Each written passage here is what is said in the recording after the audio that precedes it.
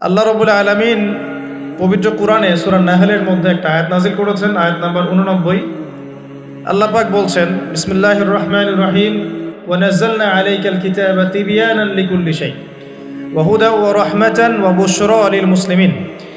আল্লাহ পাক নবী মুহাম্মদ সাল্লাল্লাহু আলাইহি ওয়াসাল্লামকে বলছেন, হে নবী মুহাম্মদ সাল্লাল্লাহু আলাইহি ওয়াসাল্লাম, আমি তোমার প্রতি এমন একটা কিতাব নাজিল করেছি, এই কিতাব আল কোরআনুল কারীম। হে নবী মুহাম্মদ সাল্লাল্লাহু আলাইহি ওয়াসাল্লাম, আমি আপনার প্রতি এমন একটা কিতাব নাজিল করেছি যে কিতাবটা হচ্ছে তিবিয়ানান লিকুল্লি শাই, অর্থাৎ এই পৃথিবীর প্রতিটা বিষয়কে ব্যাখ্যা করবে, মানুষের জীবনের প্রতিটা বিষয়কে ব্যাখ্যা করবে, এমন একটা কিতাব আমি নাজিল করেছি। বলেন সুবহানাল্লাহ। শুধু তাই নয়, ওয়াহুদান, এবং এই কিতাবটা ব্যাখ্যা তো করবেই, একই সাথে হেদায়াত মানে পথ দেখাবে, ওয়া রাহমাতান, এবং এই কিতাবটা হচ্ছে আল্লাহর পক্ষ থেকে রহমত বা অনুগ্রহ, দয়া। 3, 4, ওয়া বুশরা লিল মুসলিমিন, এবং এই কিতাবের সামনে যে নিজের ইচ্ছাকে সঁপে দিবে, যে আত্মসমর্পণ করবে, এই মুসলিমদের জন্য এই কিতাবটা হচ্ছে বুশরা মানে সুসংবাদ। তাহলে আল্লাহ পাক এই আয়াতের মধ্যে আল কোরআনকে 4টা বিষয় বলেছেন। 1, আল কোরআন হচ্ছে প্রতিটা বিষয়ের ব্যাখ্যা, 1 নাম্বার। 2, আল কোরআন হচ্ছে হেদায়াত মানে পথ প্রদর্শক, পথ নির্দেশ আপনাকে দিবে, গাইডেন্স। 3 নাম্বার, এই কিতাব হচ্ছে রহমা মানে দয়া, আল্লাহর পক্ষ থেকে অনুগ্রহ। 4 নাম্বার, এই কিতাব হচ্ছে বুশরা সুসংবাদ। কাদের জন্য সুসংবাদ? যারা এই কিতাবের সামনে আত্মসমর্পণ করবে, মুসলিমদের জন্য। তো এই আয়াত থেকে বুঝতে পারছি যে কোরআনে আল্লাহ পাক এমন কোনো বিষয় নাই যেটা ব্যাখ্যা করেন নাই, এবং কোরআনের প্রাসঙ্গিক ব্যাখ্যা হিসেবে আল্লাহ রাব্বুল আলামিন আবার হাদিস নাজিল করেছেন, যেটাকে আমরা সুন্নাহ বলি। এর দলিল কোথায়? সূরা হাশর আয়াত নাম্বার 7। কত নম্বর আয়াত? সূরা হাশর 7 নম্বর আয়াত। আল্লাহ পাক বলছেন, ওয়া মা আতাকুমুর রাসূলু ফাখুযু, রাসূল সাল্লাল্লাহু আলাইহি ওয়াসাল্লাম যা যা দেন নিয়ে নাও। রাসূল সাল্লাল্লাহু আলাইহি ওয়াসাল্লাম যা যা দেন নিয়ে নাও। ওয়া মা নাহাকুম আনহু ফান্তাহু, রাসূল সাল্লাল্লাহু আলাইহি ওয়াসাল্লাম যা যা ছেড়ে দিতে বলেন, নিষেধ করেন, ছেড়ে দাও। এখন রাসূল যা দেন সেটা কি কোরআনে আছে না হাদিসে আছে? বলেন। আচ্ছা, রাসূল যা থেকে নিষেধ করেন সেগুলো কি কোরআনে আছে না হাদিসে আছে? মনে করেন আমরা বললাম ঈশার নামাজ কয় রাকাত? ফরজ নামাজ 4 রাকাত। আর 4 রাকাত নামাজের মধ্যে মোট কতগুলো সেজদা হবে? 1 রাকাতে আমরা কয়টা সেজদা করব, কয়টা রুকু করব, রুকুর তাসবিহ কি পড়ব এবং কয়বার করে পড়ব, সেজদার তাসবিহ কি পড়ব, কয়বার করে পড়ব, 2 সেজদার মাঝখানে বসবো কিনা, 2 সেজদার মাঝখানে কোনো দোয়া পড়ব কিনা, রুকু থেকে উঠে সামি আল্লাহু লিমান হামিদা বলে রব্বানা ওয়া লাকাল হামদ বলতে হবে কিনা, এই খুঁটিনাটি বিষয়টা কি আপনি কোরআনে পাবেন? পাবেন না। কোরআনে পাবেন যে আপনাকে 5 ওয়াক্ত সালাত ফরজ করা হয়েছে। এখন আপনি হাদিসে গিয়ে পাবেন যে সালাতের ওয়াক্ত কেমন হবে, কখন হবে, কিভাবে ওযু করতে হবে, আপনি জুনুবি অবস্থায় থাকলে কিভাবে ফরজ গোসল করবেন, কিভাবে মেসওয়াক করবেন, ওযুর সময় কি আগে ধোবেন, বিসমিল্লাহ বলে কি আগে মাথা মাসা করবেন নাকি আগে হাতের কবজি পর্যন্ত ধোবেন, কি করবেন, ধারাবাহিকতা কেমন হবে, নামাজের দিকে আপনি কিভাবে যাবেন, কীরকম পোশাক পরলে নামাজ হবে, কেমন করলে নামাজ হবে না, কোন ওয়াক্তে নামাজ পড়লে নামাজ হবে, কোন ওয়াক্তে পড়লে হবে না, কোন ওয়াক্তের নামাজ কত রাকাত হবে, কোন রাকাতে কয়টা সেজদা করবেন, কয়টা রুকু করবেন, ইত্যাদি, মানে খুঁটিনাটি বিষয়। এই খুঁটিনাটি বিষয়গুলো কিন্তু আছে হাদিসে। কোথায় আছে ভাই? এই হাদিস এবং সুন্নাহ প্লাস কোরআন, এই দুটোকে মিলেই হচ্ছে ওয়াহি, আল্লাহ পাকের ওয়াহি। এখন অনেকেই এই আয়াতের ভুল ব্যাখ্যা করতে পারেন যে আল্লাহ পাক তো বলেছেন কোরআনের সমস্ত বিষয় আমি ব্যাখ্যা করেছি, তাহলে হাদিসের কি প্রয়োজন আছে? উত্তর হচ্ছে আল্লাহ পাক কোরআনের সমস্ত বিষয়ের মূল নীতি ব্যাখ্যা করেছেন, আর হাদিসে গিয়ে এর বিস্তারিত ব্যাখ্যা করেছেন। আমি কি বুঝাতে পারছি? আরেকটা দলিল সূরা নাজম আয়াত নাম্বার 3-4। সূরা নাজম আয়াত নাম্বার 3-4 আল্লাহ রাব্বুল আলামিন বলছেন যে ওয়ামা ইয়ানতিকু আনিল হাওয়া, মুহাম্মদ সাল্লাল্লাহু আলাইহি ওয়াসাল্লাম নিজের মন গড়া কোনো কথা বলেন না। মুহাম্মদ সাল্লাল্লাহু আলাইহি ওয়াসাল্লাম নিজের মন গড়া একটা শব্দ উচ্চারণ করেন না। ইন হুয়া ইল্লা ওয়াহয়ু ইউহা, তিনি শুধু অতটুকু কথা বলেন যেটা তার কাছে ওহী করা হয়। যখন থেকে নবী সাল্লাল্লাহু আলাইহি ওয়াসাল্লামের কাছে নবুয়ত এসেছে, এরপর থেকে একটা শব্দ নবী সাল্লাল্লাহু আলাইহি ওয়াসাল্লাম আল্লাহর হুকুম ছাড়া বলেন না। একদিন এক ব্যক্তি এসে জিজ্ঞাসা করছিল যে আল্লাহর কাছে সবচেয়ে নিকৃষ্ট জায়গা কোনটা আর সবচেয়ে উৎকৃষ্ট জায়গা কোনটা। নবী সাল্লাল্লাহু আলাইহি ওয়াসাল্লাম চুপ করে থাকেন অনেকক্ষণ। তিনি চুপ করে আছেন মানে তার কাছে ওহী নাজিল হচ্ছে। কি নাজিল হচ্ছে? ওহী। কিছু কিছু সাহাবী বলতেন, যেমন একজন সাহাবীর নাম হচ্ছে যায়েদ ইবনে হারেসা। তিনি একদিন বলেছিলেন, একদিন নবী সাল্লাল্লাহু আলাইহি ওয়াসাল্লাম আমার পাশে বসেছিলেন, তার উরু, তার পায়ের এই অংশটা আমার পায়ের উপরে ছিল। হয় না অনেক সময় আমরা বসি না একসাথে মসজিদের মধ্যে, তো এইরকম একটা অবস্থায় আল্লাহর রাসূলের উপর ওহী চলে আসছে।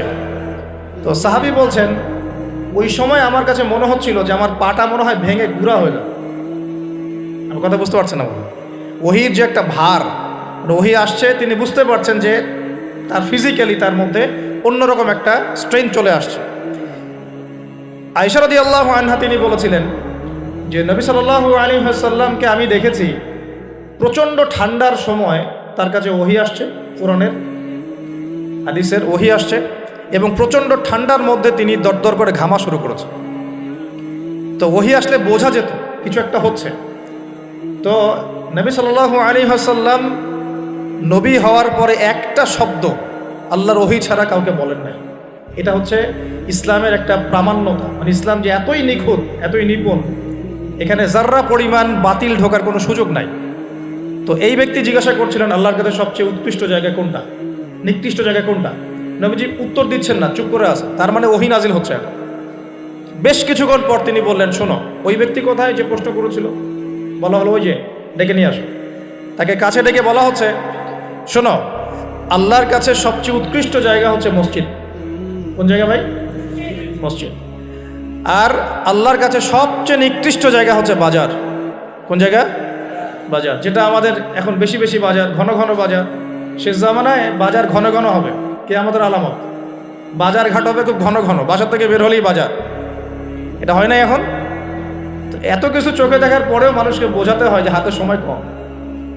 আল্লাহ পাকের গজব একটার পর একটা আসতে আছে, দেখতে পারতেছেন না? সামনে যে বড় সড়ো কোনো বন্যা হয় কিনা আল্লাহ ভালো জানে।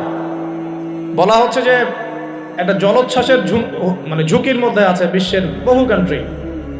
বিশ্বের বহু কান্ট্রি জলোচ্ছ্বাস, বড় একটা জলোচ্ছ্বাসের হুমকির মধ্যে আছে। 20 ফুট থেকে 25 ফুট পানি উঠে যাবে, উঠে উপকূলবর্তী অঞ্চলগুলো ডুবিয়ে দিবে। এটা এখন গবেষকরাই বলছেন, বিজ্ঞানীরা। আর আমরা তো আগেই বলেছি, যখন একটা জনপদের মধ্যে শিরকের পাপ বেশি হয়, কোন পাপ? শিরকের পাপ। শিরক শুধুমাত্র ওই মূর্তি পূজা করাই শিরক নয়, আপনাদেরকে জানাই দিতে চাই, কবর পূজা করাও শিরক। কথা কি বুঝতে পারছেন? আমার কথা কিভাবে নেবেন জানি না, কিন্তু আমাকে তো বলতে হবে। শুধু মূর্তি পূজা করাই শিরক না, কবরে সেজদা করাও শিরক। তো যখন শিরকের সয়লাব হয় একটা এলাকার মধ্যে, একটা জাতির মধ্যে, তখন নূহ আলাইহিস সালামের কওমকে আল্লাহ পাক যেমন প্লাবন দিয়ে ভাসিয়ে দিয়েছিলেন, ওরকম বন্যা জলোচ্ছ্বাস প্লাবন দিয়ে ভাসিয়ে দেবেন আল্লাহ। কারণ নোংরামি ধুইতে হলে অনেক পবিত্র পানির দরকার। আর শিরক হচ্ছে সবচেয়ে নোংরা জিনিস। আল্লাহর জমিনের সবচেয়ে নোংরা জিনিস কি? শিরক। এগুলো তো গেল ধর্মতাত্ত্বিক শিরক। এখন তো শিক্ষার মধ্যেও শিরক, শিক্ষার মধ্যেও শিরকি আকীদা ঢুকিয়ে দেওয়া হচ্ছে। এবং এটা কোন আকীদা, এটা বলার তো আর প্রশ্ন আসে না, সবাই বোঝেন কোন আকীদা।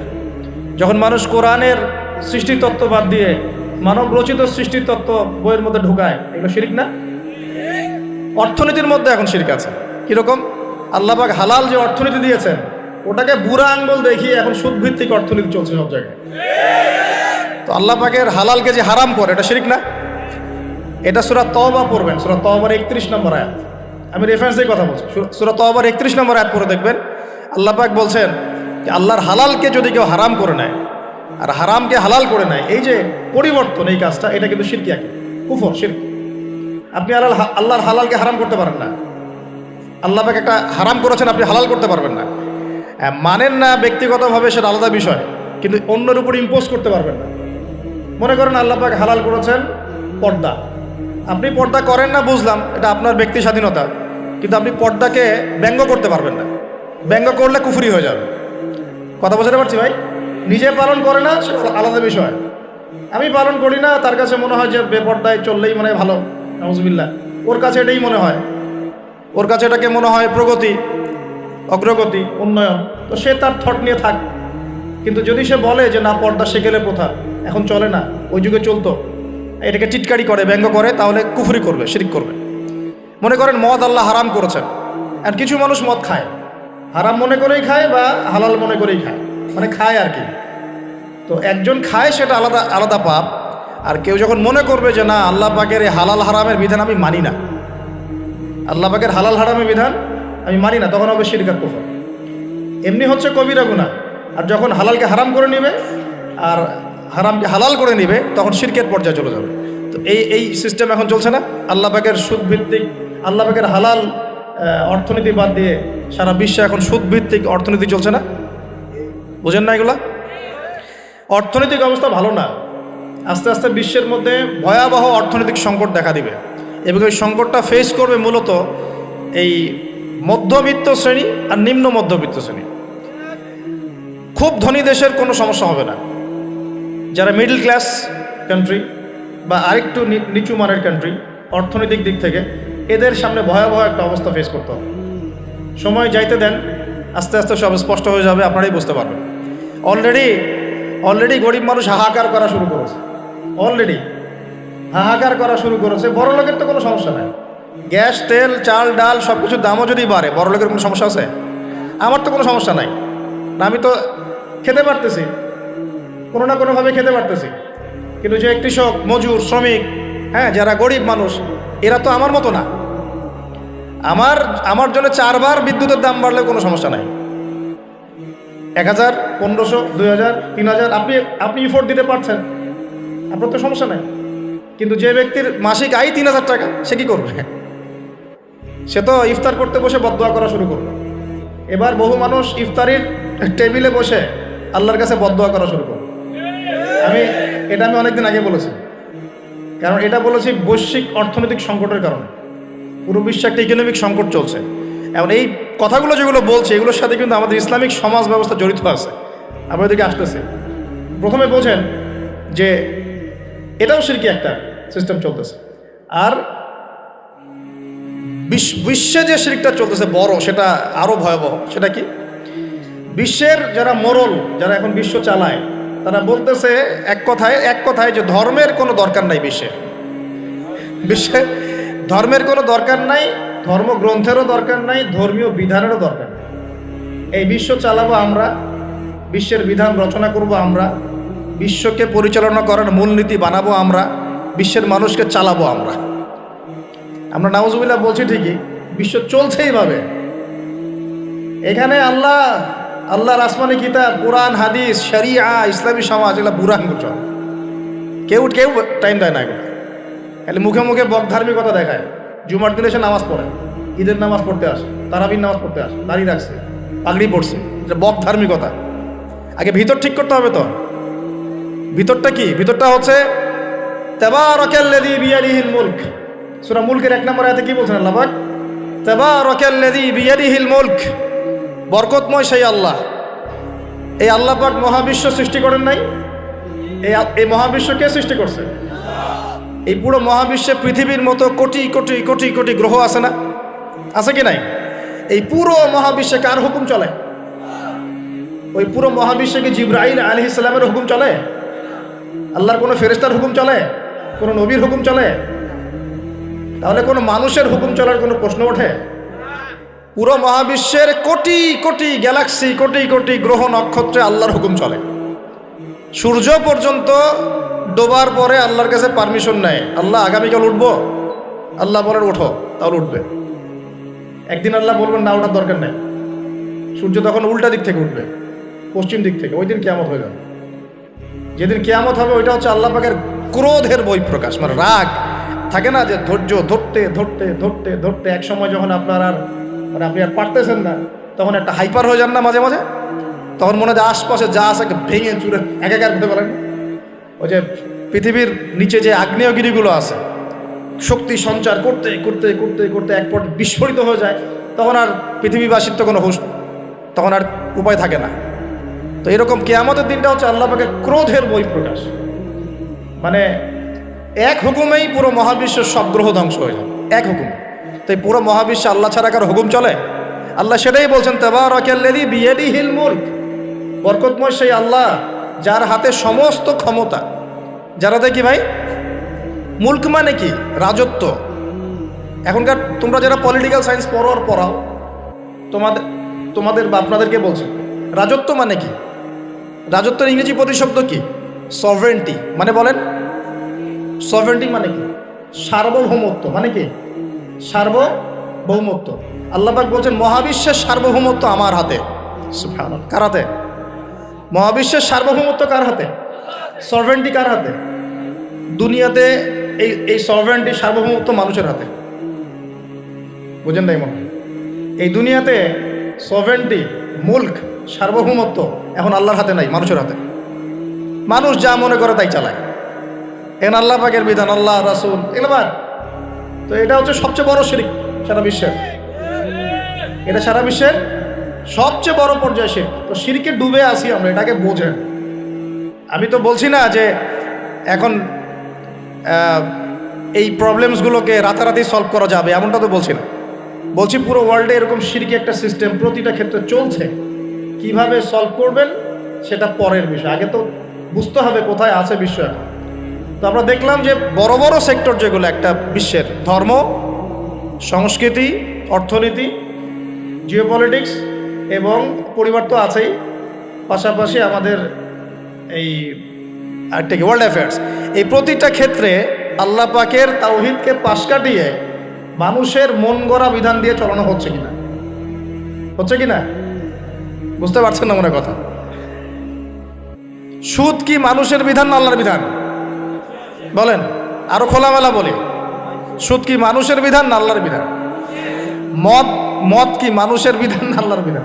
মদ খাওয়া যাবে? মদ খাওয়া যাবে? বেপরদায় চলা যাবে, এটা কি মানুষের বিধান না আল্লাহর বিধান? পুরো বিশ্বের যত বৈশ্বিক অ্যাফেয়ার্স আছে এটা মানুষ নিয়ন্ত্রণ করবে, আল্লাহর বিধানের দরকার নাই। এটা কি আল্লাহর বিধান না মানুষের কথা? তো সারা বিশ্বে এই কুফুরি চলতেছে না? চলছে কি না? এখন এই বিশ্বটা বোঝেন, তারপরে আপনি এই আয়াতটা বোঝেন। আল্লাহ পাক বলছেন, এখন আমি মুহাম্মদ সাল্লাল্লাহু আলাইহি ওয়াসাল্লামের কাছে এমন কিতাব দিয়েছি যে কিতাবে এই সব সমস্যার সমাধান আছে। সুবহানাল্লাহ। সমস্যাগুলো তো বুঝতে পারলেন? আল্লাহ পাক বলছেন, হে মুহাম্মদ বলেন সাল্লাল্লাহু আলাইহি ওয়াসাল্লাম, আমি তোমার কাছে এমন একটা কিতাব দিয়েছি যে কিতাবের মধ্যে প্রতিটা বিষয়কে আমি ব্যাখ্যা করেছি, সমাধান দিয়েছি।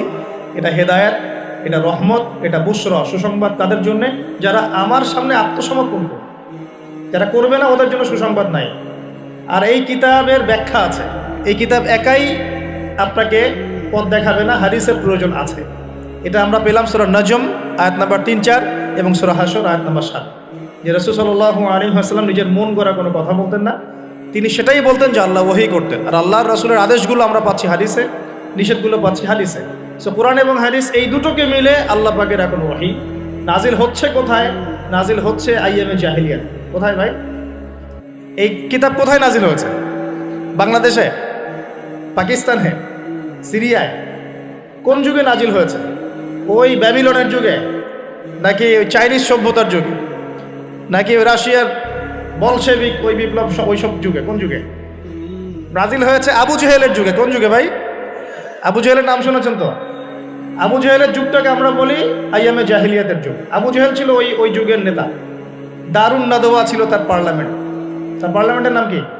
দারুন নাদওয়া। সেখানে আবু জেহেল, আবু লাহাব, উতবা, সাইবা, রাবিয়া এরা সব বসে বসে বুদ্ধি পাকাইতো আর কি করতে হবে, কি করতে হবে না। বাই দ্য ওয়ে, এই আবু জেহেল, আবু লাহাবরা কিন্তু আল্লাহকে বিশ্বাস করত। আল্লাহ বলে যখন আছে এবং আল্লাহর কাছে যে ফিরে যেতে হবে এটাও তারা বিশ্বাস করতো কিছু কিছু ক্ষেত্রে। কিন্তু আল্লাহ পাকের কোনো বিধান তারা মানত না। আল্লাহ পাকে পাওয়ার জন্য মাধ্যম পূজা করত। তারা কিন্তু 360টা মূর্তির পূজা এই কারণে করতো না, যে তারা আল্লাহকে বিশ্বাস করে না এমন নয় বিষয়টা। তারা আল্লাহকে বিশ্বাস করত, আল্লাহকে পাওয়ার মাধ্যম হিসেবে তারা এগুলোর পূজা করত। সূরা জুমার পড়েন, সূরা জুমারের 1, 2, 3 আয়াত পড়ে দেখেন। আবু জেহেলদের কথা আল্লাহ বলেছেন। তারা বলতো, মা না'বুদুহুম, আমরা এই লাত উজ্জা মানাতের উপাসনা এই কারণে করি, শুধু এই কারণে করি, লিইউকাররিবুনা ইলাল্লাহি যুলফা, যে এই লাত উজ্জা মানাত হবল এই যে মূর্তিগুলো, এগুলো আমাদেরকে আল্লাহ পর্যন্ত পৌঁছে দিবে, এই কারণে করতো। ওরা কিন্তু আল্লাহকে অস্বীকার করতো না। এমনকি বদর যুদ্ধে যাওয়ার সময়ও আবু জেহেল কিন্তু কাবা ঘরে দোয়া করে গেছে। তারা কিন্তু হজ ওমরাও করতো, বিকৃত হজ ওমরা করতো। তো এটা মনে করবেন না যে আবু জেহেলরা আল্লাহকে বিশ্বাস করতো না। এবার আবু জেহেলকে চিনতে পারছেন? আবু জেহেল কেমন ব্যক্তি, যে আল্লাহকে বিশ্বাস করে ঠিকই কিন্তু আল্লাহ পাকের কোনো বিধান মানতে চায় না। তো এখন এই নব্য আবু জেহেলরা আমাদের সমাজে আছে কি নাই বলে? আমি কি মিলাইতে পারতেছি? আমি আমার চেষ্টা করছি আপনাদেরকে সহজ করে বোঝানোর জন্য, কিন্তু পারছি কিনা জানি না। অনেক সময় হয় কি যে নিজেরা অনেক কিছু বুঝি কিন্তু বোঝাতে পারি না। বোঝাতে পারাটাও একটা আল্লাহ পাকের রহমত, মানে কাউকে বোঝাতে পারানোটা কিন্তু আল্লাহ পাকের রহমত। অনেক সময় দেখবেন আপনি বুঝতে পারছেন অনেক কিছু কিন্তু মানুষকে বোঝাতে পারছেন না। তা আমি চেষ্টা করছি বোঝানোর জন্য, আমি কতটুকু পারছি আমি জানি না। এই যে আবু জেহেলকে চিনতে পারলেন, আবু জেহেল এমন একজন বুদ্ধিজীবী মানুষ, খুব বুদ্ধি তার, কারণ তার নাম হচ্ছে আবুল হাকাম। কি নাম? আবুল হাকাম। আবু জেহেলের নাম আবু জেহেল না, আবু জেহেলের নাম আবুল হাকাম, মানে জ্ঞানের পিতা। ওই সমাজের মানুষ তাকে বলতো জ্ঞানের পিতা, জ্ঞানের পিতা, ফিলোসফার, সে দার্শনিক, সে বুদ্ধিজীবী। বুঝতে পারছেন না কথা? আইয়ামে জাহিলিয়াতের মানুষ তাকে সম্মান দিয়ে কথা বলতো, তাকে বলতো তুমি জ্ঞানের পিতা। তো আমাদের ইসলাম তাকে আবু জেহেল কেন বলছে তাহলে? কারণ সে আল্লাহ পাককে চিনত, আল্লাহ পাককে চেনার পরেও আল্লাহ পাকের বিধানকে সরাসরি বিরোধিতা করেছে। কোনো অজ্ঞ মানুষ ছাড়া এই কাজ কেউ করতে পারে? তো এখন বলেন এরকম মানুষ সমাজে আছে কি নাই? এই নব্য আবু জেহেলরা আছে না নাই? আছে রে ভাই, আছে, আছে না? এরকম মানুষও পৃথিবীতে সমাজে আছে। তো এখন বলেন আবু জেহেলদের যুগে আল্লাহ পাক কোরআন হাদিস নাজিল করলেন কেন? কি প্রয়োজন ছিল? উত্তর, আবু জেহেলদের যুগের মধ্যে বর্তমান সময়ের মতো শিরক ছিল। কি ছিল ভাই? আবু জেহেলদের যুগে বর্তমান সময়ের মতো সুদ ছিল, সুদ। আবু জেহেলদের যুগে বর্তমান সময়ের মতো মাদক ছিল। আবু জেহেলদের যুগে বর্তমান সময়ের মতো মেয়েদের প্রতি এই বর্বর আচরণ ছিল, মানে নারীর অবমাননা ছিল। বরং আমি বলি, আমি খোলামেলাই বলি, আবু জেহেলের যুগ থেকে এই যুগে নারীর অবমাননা আরো বেশি। আবু জেহেলের যুগে এত ধর্ষণ হয় নাই। আবু জেহেলের যুগে মেয়েরা এরকম ছেলেদের পোশাক পরে ঘোরে নাই। আবু জেহেলের যুগে ঘরে ঘরে পরকিয়া ছিল না। আবু জেহেলের যুগে যে ফ্ল্যাটে ফ্ল্যাটে জেনার, ক্যাসিনো আর বার আর মেয়েদের ড্যান্স, পর্নোগ্রাফি, এগুলো ছিল না। এগুলো কোনোটাই আবু জেহেলের যুগে ছিল না। ওই যুগটাকে তো খুব আমরা গালিগালাজ করতে পছন্দ করি। হ্যাঁ, একদম জাহিলি যুগ, আইয়ামে জাহিলিয়াত, তাই না? মেয়েদেরকে একদম জীবন্ত কবর দেওয়া হতো, এই কথা বলি না? তো এখন আবার কোথায় মেয়েকে সম্মান দেওয়া হচ্ছে? এত সেদিন বললাম না, এখন তো মেয়েকে ঢলে ডেকে নিয়ে পায়জামা খুলে ফেলে দেওয়া হচ্ছে না? কোনো কোনো ক্ষেত্রে কলেজ ছাত্রীদেরকে মনোরঞ্জনের পাত্র বানানো হয়েছে। দেখলেন না কয়দিন আগে কি ঘটনা ঘটলো ঢাকায়? তো এখন আবার মেয়েদের কোথায় সম্মান দেওয়া হচ্ছে? আবু জেহেলের যুগে তারপরেও একটা শালীন পোশাক তো ছিল। আবু জেহেলের যুগে আপনি বিকিনি সংস্কৃতি পাবেন না। আবু জেহেলের যুগে বিকিনি সংস্কৃতি ছিল না, এখন বিকিনি সংস্কৃতি আছে না? এই যে আপনারা তো লন্ডন লন্ডন করেন খুব, ওখানে কি দেখে আসেন? কি দেখে আসেন? ওখান থেকে দেখে এসে এখানে কোটি কোটি টাকার বাড়ি বানাচ্ছেন, 3 কোটি। 1 বছর পর ভেঙে আবার নতুন করে করেন, তাই না? এমনও তো কিছু মানুষ আছে আপনাদের সমাজে, আমি জানি। শোনেন, তাব্বাত ইয়াদা আবি লাহাবি ওয়া তাব, সূরাটা পড়েছেন? আবু লাহাবের 2 হাত ধ্বংস হোক। আবু লাহাবের পাপ ছিল অন্য, সে নবী সাল্লাল্লাহু আলাইহি ওয়াসাল্লামের সাথে কটূক্তি করত, বিরোধিতা করত।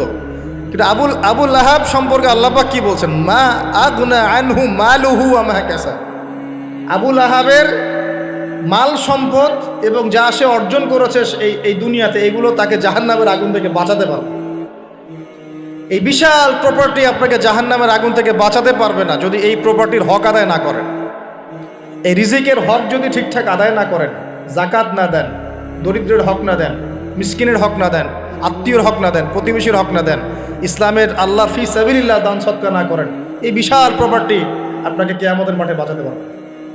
মা আগনা আনহু মালুহু ওয়া মা কাসাব সায়াসলা নারান যাতা লাহাবিন ওয়া ইমরাআতুহু হাম্মালাতাল হাতাব ফি জিদিহা হাবলুম মিন মাসাদ। সূরাগুলো পড়বেন, কোরআন তো শুধুমাত্র তাবিজ করার জন্য কোরআন নাজিল করা হয়নি। তাবিজ করার জন্য কোরআন নাজিল করা হয়েছে নাকি? কোরআনের আয়াত ছিঁড়ে ছিঁড়ে এখন মাদুরের মধ্যে ঢুকিয়ে গলায় ঝুলে রাখার জন্য কোরআন নাজিল হয়েছে?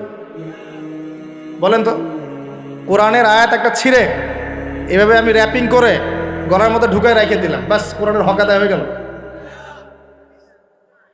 ডক্টর আপনাকে একটা প্রেসক্রিপশন দিয়েছেন, মনে করেন তোমার কোভিড হয়েছে, তোমাকে এখন এই প্রেসক্রিপশন অনুযায়ী চলতে হবে।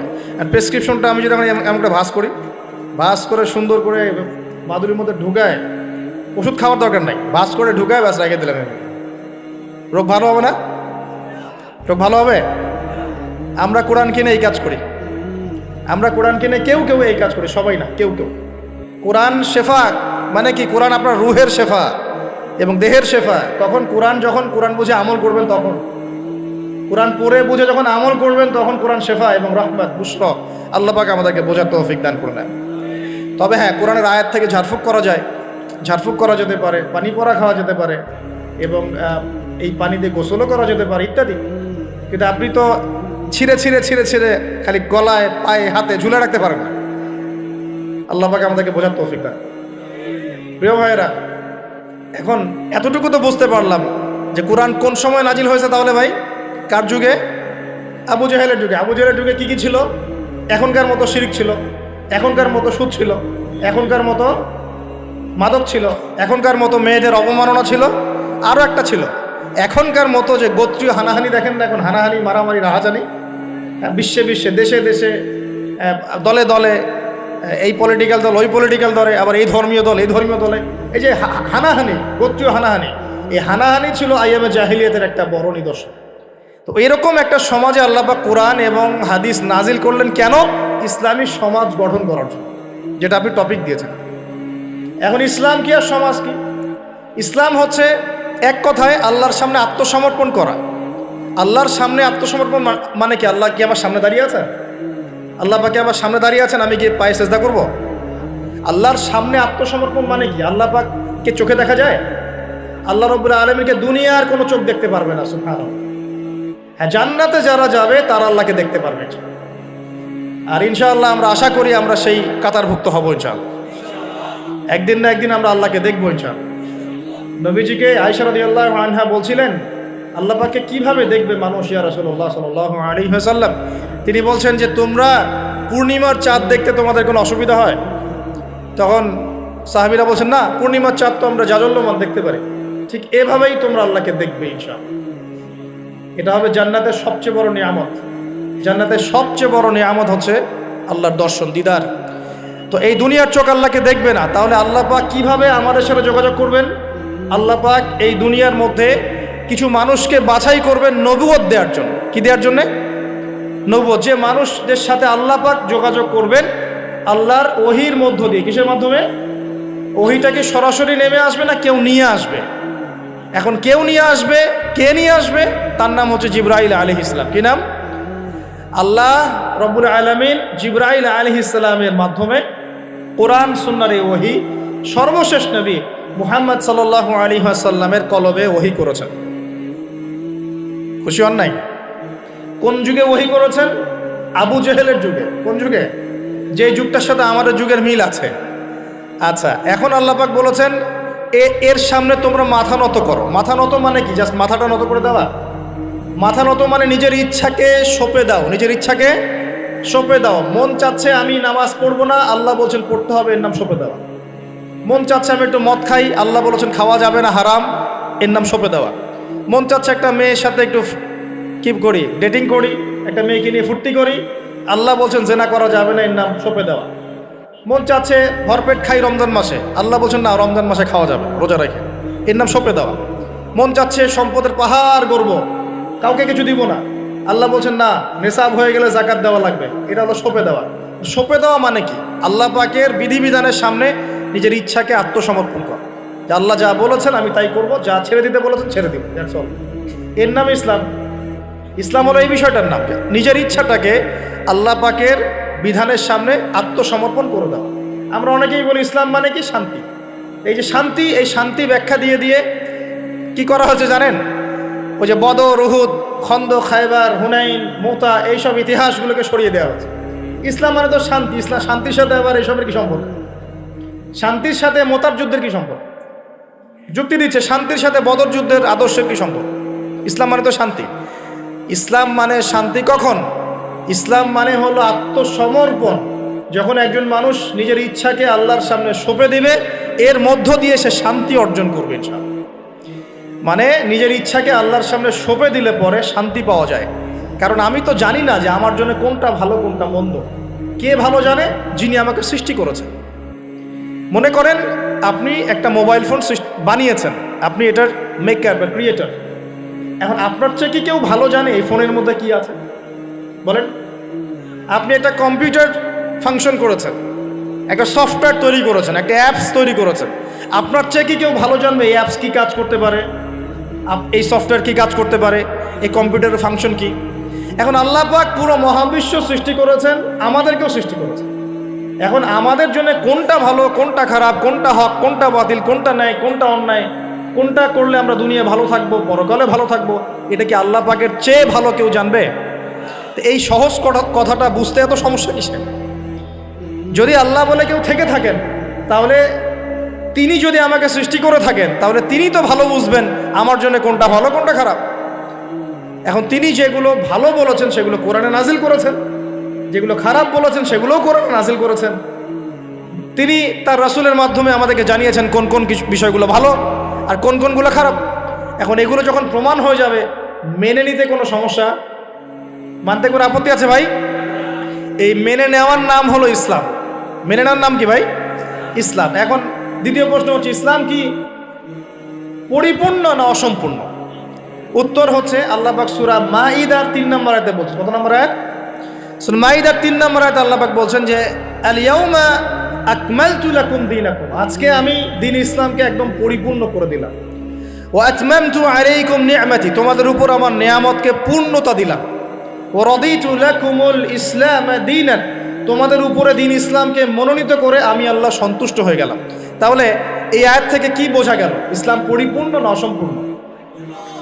পরিপূর্ণ মানে আমরা কি বুঝি? কিছু অংশ আছে কিছু নাই, কিছু কিছু হেদায়েত আছে কিছু কিছু নাই, কিছু কিছু বিষয়ের সমাধান আছে কিছু কিছু নাই, নাকি জগতের সমস্ত বিষয়ের সমাধান আছে? এই কথাটাই আগে হজম করতে হবে যে কোরআন সুন্নাহ ভিত্তিক এই ইসলামের মধ্যে পৃথিবীর সমস্ত সমস্যার সমাধান আছে। এর সামনে আত্মসমর্পণ করলে পরে আপনি হবেন মুসলিম, তার আগে হবেন। আমার কথা কি বোঝাতে পারছি? এরপরে আপনি মুসলিম হবেন। এখন যদি কেউ অস্বীকার করে সে কি হবে? যদি কেউ পুরোপুরি অস্বীকার করে, না কোরআন সুন্নাহ সব কিছু নাই আমি মানি না, তাহলে হবে সে কাফের। কি হবে? কাফের। কেউ যদি এগুলোর সাথে আল্লাহকে অংশীদার সাব্যস্ত করে সে কি হবে? সে হবে মুশরিক।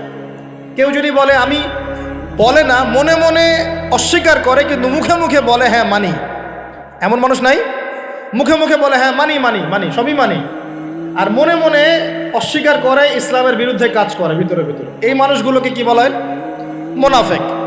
আর এক শ্রেণী আছে যারা স্বীকার করে নেয় যে হ্যাঁ এগুলোই ঠিক, কিন্তু চলতে পথে আল্লাহর পথে চলতে গিয়ে কবিরা গুনায় লিপ্ত হয়, তখন এদেরকে আমরা বলি ফাসেক বা জালেম। আমার কথা কি বুঝতে পারছেন? 5টা শ্রেণীর মানুষ আপনাকে দেখাই দিলাম ইসলাম কেন্দ্রিক।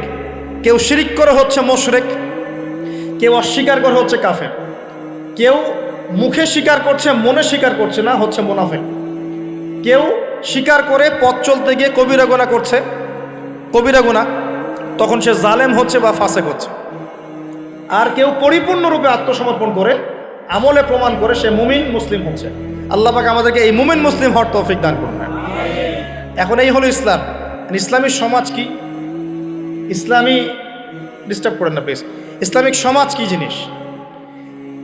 ইসলাম কি শুধু ব্যক্তি জীবনে পালন করারই ধর্ম বা জীবন? আচ্ছা, ধর্ম না জীবন ব্যবস্থা, এটাও তো জানতে হবে নাকি? ধর্ম আর জীবন ব্যবস্থার মধ্যে পার্থক্য কি? আল্লাহ পাক ইসলামকে কি বলেছেন? দিন আল ইসলাম। দিন কি বলেছেন? দিন। দিন শব্দটা কি? আল্লাহ পাক বলছেন ইন্না দীনা ইনদাল্লাহিল ইসলাম। সূরা আলী ইমরান আয়াত নাম্বার 19। সূরা আলী ইমরান আয়াত নাম্বার 19 আল্লাহ পাক বলছেন ইন্না দীনা ইনদাল্লাহিল ইসলাম। আল্লাহর কাছে ইসলাম কি? একমাত্র দিন। আরবি শব্দটা বলেন দিন। কবরে প্রশ্ন কি করা হবে? মা দিনুকা, মা দিনুকা, প্রথমে মান রব্বুক, তারপরে মা দিনুকা। তাহলে ধর্ম বা ইসলাম এটাকে কি শব্দে ব্যবহার করা হচ্ছে কোরআনে? দিন। এই দিন শব্দের মানে কি আমি আপনাকে শর্ট করে বুঝাই দিচ্ছি। কোরআনে দিন শব্দ আসছে দুই রকম। কয় রকম? দুই রকম। একই বানান, একদম একই বানানেই দুই রকম দিন শব্দ আছে। একটা হচ্ছে মালিকি ইয়াউমিদ্দিন, পড়ে না সূরা ফাতিহায়, মালিকি ইয়াউমিদ্দিন। এই যে এখানে দিন, এই দিন শব্দের যে বানান আর ইন্না দীনা ইনদাল্লাহিল ইসলাম, এই দিনের যে বানান একদমই সেম। আবার আমপারা অন্য সূরা আছে ওয়া মা আদরাকা মা ইয়াউমুদ্দিন সুম্মা মা আদরাকা মা ইয়াউমুদ্দিন। এই যে দিন শব্দ, এগুলোর বানান কিন্তু সেম। পার্থক্য কোথায়? এই দিনের দুটো অর্থ হয়। কয়টা অর্থ ভাই? একটা অর্থ হচ্ছে মালিকি ইয়াউমিদ্দিন বলতে আল্লাহ পাক বোঝান কিয়ামত দিবস। কিয়ামত দিবস মানে যেদিন আমাদের বিচার করা হবে, এই দিবসটাকে বোঝাতে আল্লাহ পাক দিন শব্দ ইউজ করেছেন। আবার এই রিলিজিয়ন ইসলামকে বোঝাতেও দিন শব্দ ইউজ করেছেন। এখানে দিন শব্দ হলো জীবন ব্যবস্থা। জীবন কি ভাই? ব্যবস্থা। এখন জীবন ব্যবস্থা মানে কি? জীবন ব্যবস্থা মানে কি যে জীবনের কিছু অংশের হেদায়েত পাওয়া যাচ্ছে, বাকি অংশে পাওয়া যাচ্ছে না, বিষয়টা কি এমন? নাকি জীবন ব্যবস্থা মানে জীবনের প্রতিটা ক্ষেত্রের সমাধান আছে এমন? বলেন, উত্তর দেন। আল্লাহ পাক বলছেন ওয়ামা ইয়াবতাগি গায়রাল ইসলামি দীনান ফালা ইউকবালা মিন, কেউ যদি ইসলাম ছাড়া অন্য কোনো জীবন ব্যবস্থা তালাশ করে তার কাছ থেকে কিছুই কবুল করা হবে না। আল্লাহ আবার বলছেন যে আল ইয়াউমা আকমালতু লাকুম দীনাকুম, এই দিনটাকে আমি কামিল করেছি, পরিপূর্ণ করেছি। আল্লাহ পাক নিজেই বলছেন এই দিন আমার কাছে গ্রহণযোগ্য। আল্লাহ নিজেই বলছেন এই দিনটাকে আমি কামেল করেছি, পরিপূর্ণ করেছি। আল্লাহ নিজেই বলছেন এই দিন বাদ দিয়ে অন্য দিন কবুল হবে না। তাহলে এই দিন কি অসম্পূর্ণ থাকতে পারে? নিঃসন্দেহে এটা পরিপূর্ণ। অ্যান্ড পরিপূর্ণ মানে কি? ওই যে প্রথমে একটা আয়াত তেলাওয়াত করেছিলাম সূরা নাহল আয়াত নাম্বার 89, আল্লাহ বলেছেন তিবিয়ানান লিকুল্লি শাই, কোরআন সুন্নাহয় আমি সব ব্যাখ্যা করেছি। আরও একটা দলিল দিয়ে দেই, সূরা কাহফ আয়াত নাম্বার 54। কত নম্বর আয়াত ভাই? এগুলো বাসায় গিয়ে চেক করে দেখেন, বাসায় গিয়ে একটু পড়াশোনা করেন, না হলে শুধু শুনবেন এক কান দিয়ে বেরো যাওয়ার কেন। আর রেফারেন্স চেক করে যদি দেখেন সব ঠিক আছে, তখন মেনে নেওয়ার চেষ্টা করেন। আমি আগে বলছি না যে মানার দরকার আছে, আমি এখন বলছি মানার দরকার নাই। বাসায় গিয়ে আগে চেক করবেন, যদি দেখেন হ্যাঁ সব কথা ঠিক আছে, তারপরে মানার চেষ্টা করেন। আল্লাহ পাক তৌফিক দান করুন। এখন আসেন, আল্লাহ সূরা কাহফের 54 নম্বর আয়াতে বলছেন যে ওয়ালাকাদ সাররাফনা ফি হাযাল কুরআন লিন-নাসি মিন কুল্লি মাসাল, আমি এই কোরআনে মানব জাতির জন্য প্রতিটা বিষয়কে ব্যাখ্যা করেছি। এবার আরো স্পষ্ট হয়ে গেল ইসলাম, কোরআন এবং সুন্নায় এমন কোনো বিষয় নাই যা নাই। এই হলো পরিপূর্ণ জীবন ব্যবস্থা। জীবন ব্যবস্থার কয়টা দিক থাকে? সহজ করে বলছি 6টা দিক। কয়টা দিক? জীবন ব্যবস্থা মানে আপনার ধর্মীয় জীবন আছে। ধর্মীয় জীবন কি একটু বোঝেন এখানে? ধর্মীয় জীবন মানে এখানে আপনি নামাজ, রোজা, হজ, যাকাত, তাসবিহ, তাহলিল, জিকির, আজগার, এই কাজগুলো করেন। এগুলো আপনার ধর্মীয় কাজ, ঠিক আছে? আচ্ছা, একটা জীবন হলো আপনার পারিবারিক জীবন। পারিবারিক জীবনে আপনার বিয়ে, শাদী, সন্তান প্রতিপালন, স্ত্রীদের হক আদায়, মা বাবা, ভাই বোন ইত্যাদি, এই যে পুরো একটা পরিবার বন্ড, এই যে সিলাতুর রাহিম, আত্মীয়তার রক্তের সম্পর্ক, এটা আপনি রক্ষা করেন। এটা হলো আপনার পারিবারিক লাইফ। 2 নাম্বার। 3 নাম্বার হচ্ছে আপনার একটা সাংস্কৃতিক জীবন আছে, মানে আপনি কি সংস্কৃতি ফলো করবেন, কোন কালচার ফলো করবেন, এটা একটা জীবন আছে। 4 নাম্বার হচ্ছে আপনার ইকোনমিক লাইফ, ব্যবসা, আপনার অর্থনৈতিক জীবন। এখানে আপনি ব্যবসা বাণিজ্য, চাকরি বাকরি, মুআমালাত, এই বিষয়গুলো করবেন। 5 নাম্বার আপনার পলিটিক্যাল লাইফ, যেখানে আপনি আল্লাহ পাকের খলিফার দায়িত্ব পালন করবেন। আর 6 নাম্বার হচ্ছে গ্লোবাল অ্যাফেয়ার্স, মানে আপনি পুরো ওয়ার্ল্ডকে ডিল করবেন কীভাবে, যদি আপনি রাষ্ট্রের প্রধান হন বা আপনার রাষ্ট্রের দায়িত্ব থাকে। তো এই 6টা বিষয়কে নিয়েই মোটামুটিভাবে আমাদের এই জীবন। এর বাইরে কি জীবনে কোনো ক্ষেত্র আছে নাকি? বুঝেন নাই মনে হয়? ধর্ম আমাদের জীবন না, অর্থনীতি আমাদের জীবন না, পরিবার আমাদের জীবন না, আমাদের সংস্কৃতি, আমাদের রাজনীতি, সমাজ এবং বিশ্ব, এর বাইরে কিছু আছে নাকি? এই হলো দুনিয়া। এর বাইরে পরকাল আছে। এর বাইরে কি? পরকাল। ওই পরকালে তো মুক্তির জন্যই কোরআন সুন্নাহ এবং ইসলাম, নাকি? এটা তো আমাদের গন্তব্য। দুনিয়ার প্রতিটা সমাধানও ইসলামে পাচ্ছি। এখন তাহলে বুঝতে পারলাম ইসলামী সমাজ মানে কি। ইসলামী সমাজ মানে যে সমাজে শুধুমাত্র কোরআন এবং সুন্নাহ চলে, অন্য কিছু চলে না। কথা কি ক্লিয়ার হচ্ছে না? বুঝাতে পারছি না? আচ্ছা, একটু নড়াচড়া কম করেন, আমরা খুব লম্বা আলোচনা করবো না ইনশাআল্লাহ, একটু ধৈর্য ধরেন। সমাজ ব্যবস্থা বোঝাতে পারলাম কি ভাই? সমাজ ব্যবস্থা কি? ইসলামী সমাজ ব্যবস্থা কি? মানে যে সমাজের মধ্যে আল্লাহর ওহী, কোরআন এবং সুন্নাহ, আল্লাহ পাকের বিধান চলে, বাইরে কিছু চলে না। এর বাইরে কি চলতে পারে? এর বাইরে যদি এমন কিছু চলে, লিসেন ভেরি কেয়ারফুলি, এর বাইরে যদি এমন কিছু চলে যেটার সাথে কোরআন সুন্নাহর সংঘর্ষ হচ্ছে, তাহলে সেটাকে ধরে একদম ছুঁড়ে ফেলে দিতে হবে। কথা বুঝতে পারছেন? সমাজে ইসলামী সমাজ আমরা বুঝলাম যে ইসলামী সমাজ মানে যেখানে কোরআন সুন্নাহ ভিত্তিক, আল্লাহ পাকের ওহীর ভিত্তিক সমাজ চলে। এখন এই সমাজে যদি কোরআন সুন্নাহর সাথে সাংঘর্ষিক কিছু চলে, এটাকে ধরে তুলে ছুঁড়ে ফেলে দিতে হবে। এর নাম ইসলাম। এর সাথে আমরা আপোষ করতে পারবো না। আর যদি দেখা যায় সমাজে কিছু জিনিস চলছে যেগুলোর সাথে ইসলামের সাংঘর্ষিকতা নাই, গান বাজনা সাংঘর্ষিকতা নাই, হ্যাঁ, গান বাজনার সাথে সাংঘর্ষিকতা নাই, বোঝাচ্ছি আমি মূলনীতি বলে সহজ করছি, উদাহরণ তো দিব ইনশাআল্লাহ। সমাজে এমন কিছু চলছে যেগুলোর সাথে ইসলামের সাংঘর্ষিকতা নাই, সেগুলো আমরা গ্রহণ করতে পারবো, কোনো সমস্যা নাই। পারবো কি না? মনে করেন একটা সমাজের মানুষ, ট্রেডিশন আছে, এরা মেহমানদেরকে খুব আপ্যায়ন করায়, এমন আছে না অনেক সমাজ? আছে কি নাই? এই কাজটা কি কোরআন সুন্নাহর সাথে সাংঘর্ষিক? তাহলে আমরা সমাজের অংশটা রাখবো কেন? রাখবো না। একটা সমাজে আমরা দেখলাম যে মেয়েরা মাশাআল্লাহ পর্দা তো করেই, পাশাপাশি যখন তারা তাদের গৃহস্থলী কাজগুলো করে, তখনও দেখা যায় যে একটা শালীন পোশাক পরে বাসায় কাজকর্ম করছে। এটা ওদের কালচার। আমরা এই কালচারটা রাখতে পারবো না। একটা সমাজে দেখা যাচ্ছে যে এতিমদের ব্যাপারে সমাজের লোকজন খুব সফট। এটা কি কোরআন সুন্নাহর সাথে সাংঘর্ষিক? না। আমরা কি রাখতে পারবো না?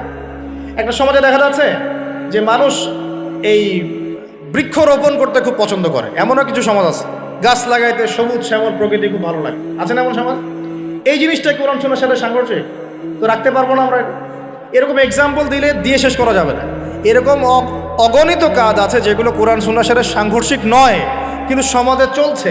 এগুলোকে ইসলামিক সমাজের আওতাভুক্ত করা যাবে ইনশাআল্লাহ, কোনো সমস্যা নেই। কিন্তু যদি সমাজে এমন কিছু চলে যেগুলো কোরআন সুন্নাহর সাথে সরাসরি সাংঘর্ষিক, যেমন এই যে কারো বিয়ে হলে ধুমধারাক্কা গান হয় কি না? হয় না?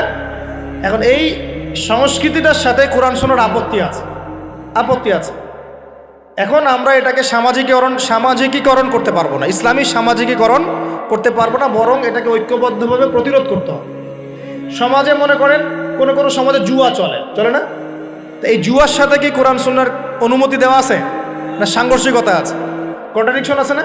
যেহেতু কোরআন সুন্নাহর সাথে কন্ট্রাডিক্টরি বিষয়, আমরা এই জুয়ার সংস্কৃতি এখানে চলতে দিতে পারি না, বরং আমরা এটাকে প্রতিহত করার চেষ্টা করব। একটা সমাজের মধ্যে মনে করেন বেহায়াপনা, ফ্রি মিক্সিং, সমকামিতা, জেনা, এগুলোকে উস্কে দেওয়া হচ্ছে।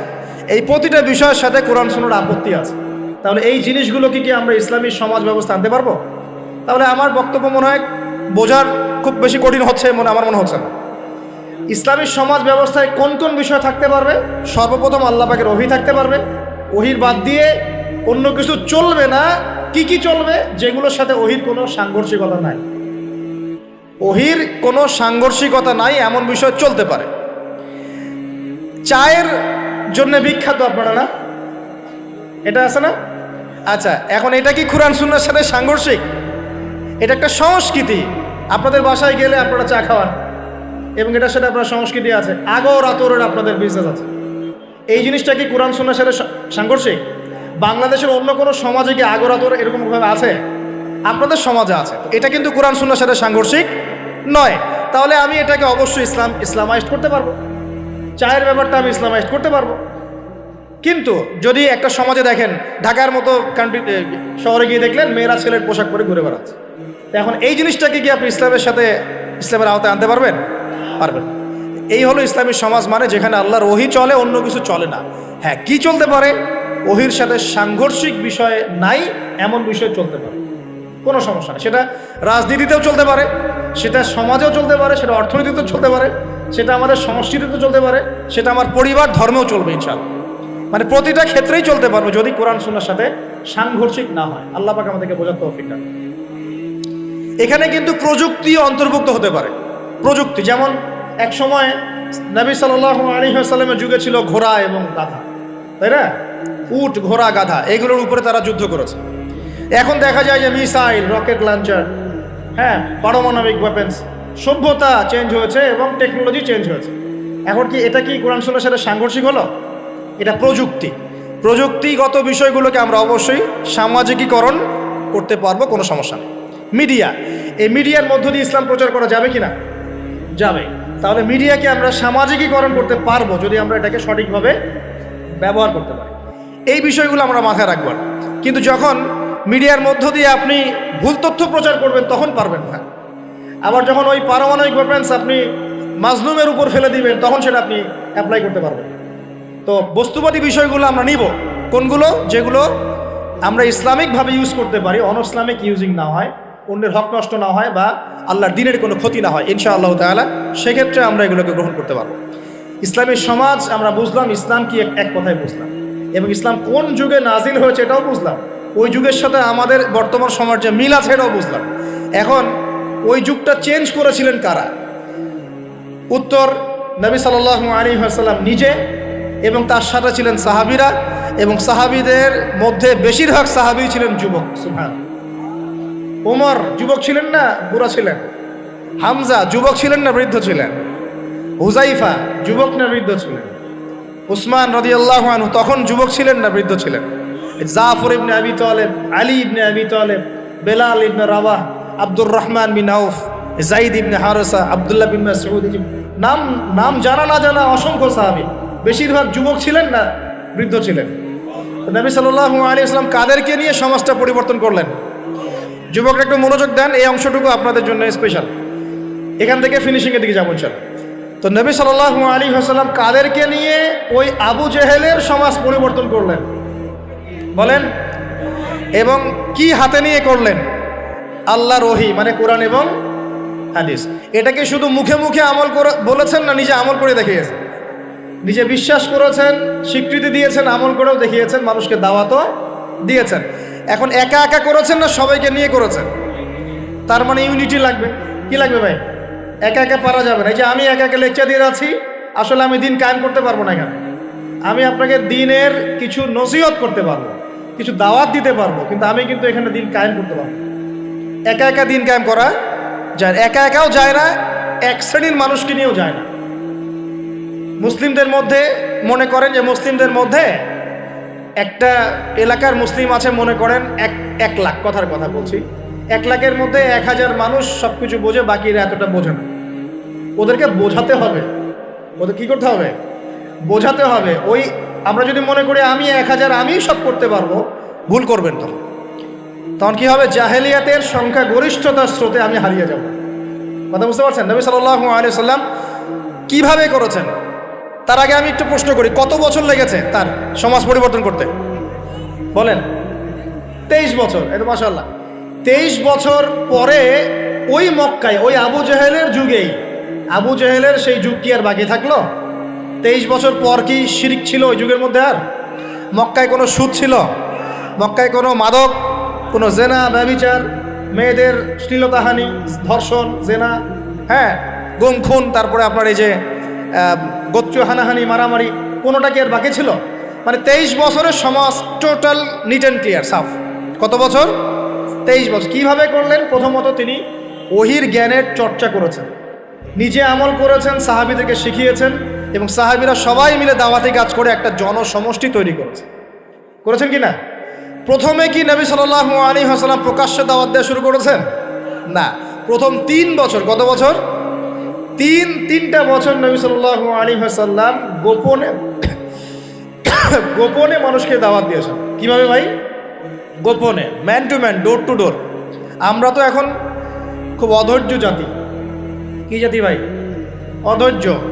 1 বছর ধরে যদি একটা কথা বলি, পরের বছর ওয়াজ করতে আসলে বলে হুজুর এই ওয়াজ তো গত বছর একবার শুনছি, দরকার অন্য নতুন ওয়াজ করে।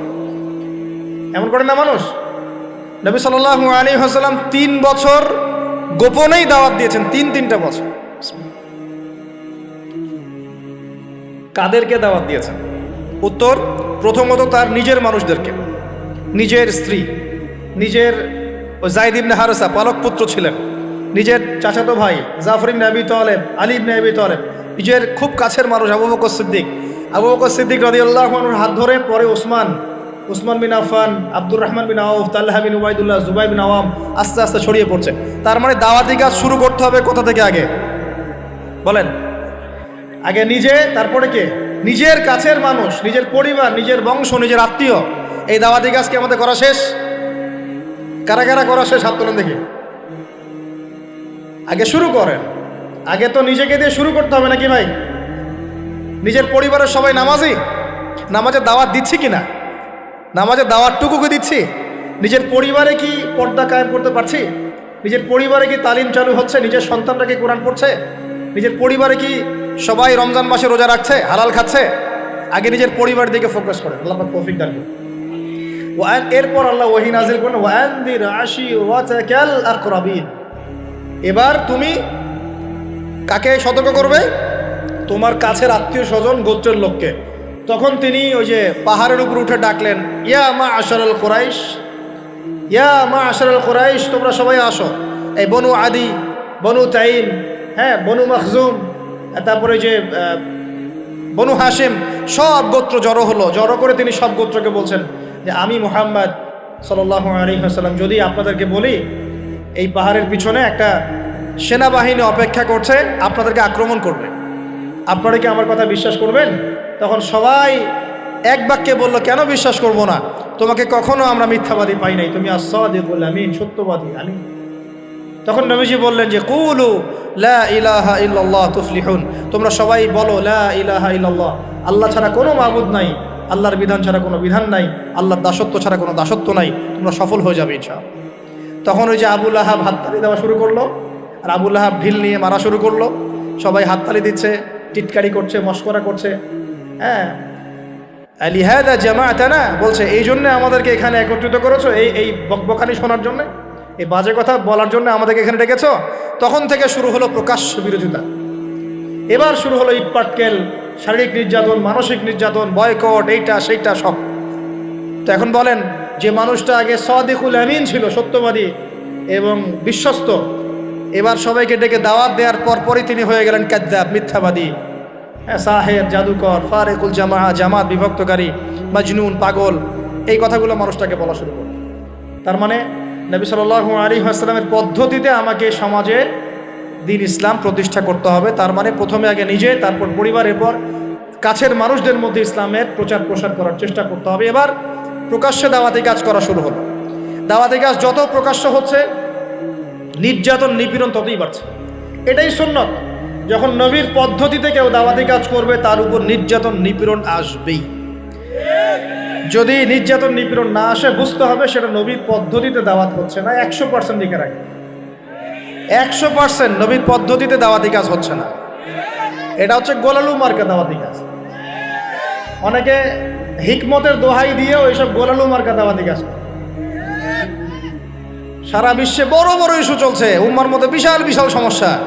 দেখবেন যে আলোচনার টপিক হচ্ছে যে হায়েজ নেফাস, আলোচনার টপিক হচ্ছে যে ইস্তেঞ্জা, আলোচনার টপিক ফরজ গোসল, আলোচনার টপিক ওযু ইস্তেঞ্জা।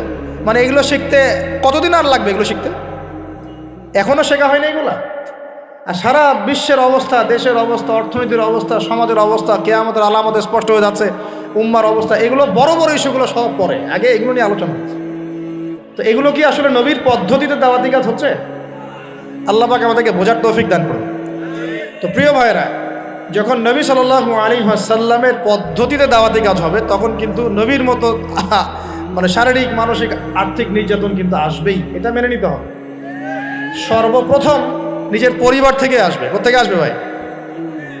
সর্বপ্রথম আসবে নিজের পরিবার থেকে। মনে রাখবেন, পরিবার থেকেই সর্বপ্রথম বাধা আপনাকে পেতে হবে যদি আপনি দ্বীনের পথে চলতে চান।